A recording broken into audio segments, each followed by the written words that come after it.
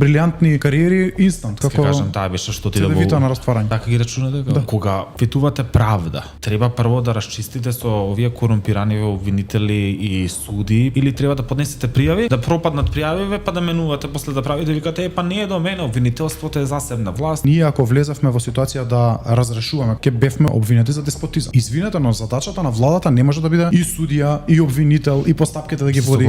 Тогаш не може да донесете правда, да се соочиме. Не, ние ќе донесеме правда со тоа што ќе го одработиме секој случај од почеток до крај, но да имавме поактивно обвинителство, тие постапки ќе беа побрзи. И затоа има недостаток на правда. СДСМ јавно кажуваше пресуди пред тие да бидат прочитани во суд. Добро, зошто не кажа Зоран Заев следниот ден, нивната омилена судика и ја прочита истата пресуда.